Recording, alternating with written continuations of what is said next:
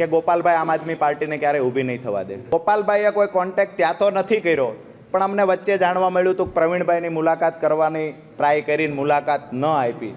મુલાકાત ન આપી એ ખબરને એમને ટ્રાય કરીને એ પણ અમે જેલમાં ગયા પછી 2 મહિના પછીની ટ્રાય હતી।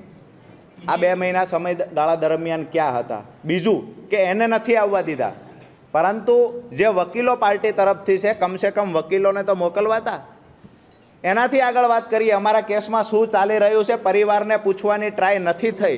પરિવારે જ્યારે ફોન કર્યા છે તો એના માટે પણ જે વ્યવહાર ન કરી શકાય એવો બિહેવિયર થતા હોય છે। મેં પહેલાં જ કહ્યું કે જે મોઢે પાન ચાવ્યા એ મોઢે કોલસો ચાવવાનો મતલબ નથી, પરંતુ પાર્ટીમાંથી જે લોકો ગયા છે એને ક્યારેય લગભગ બીજા કોઈની વાત નથી કરી।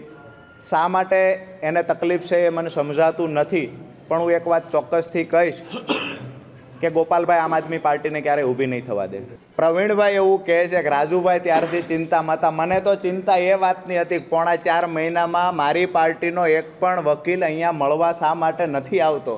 મને ચિંતા એ વાતની હતી કે મારા ફાધર જ્યારે પાર્ટીના સંગઠન મહામંત્રીને ફોન કરીને કહે છે કે રાજુભાઈના સમાચાર છે કે તમારે કોઈએ જેલે મળવા જવાનું છે, મારા ફાધરને કહેવામાં આવે મનોજ છોરઠિયા દ્વારા ગોપાલભાઈના કહેવાથી કે રાજુ કરપડા જેલમાં બેઠા બેઠા ગમે એટલા મેસેજ આપે, અમે લોકો નવરા નથી, અમારે 50 પ્રકારના કામ છે।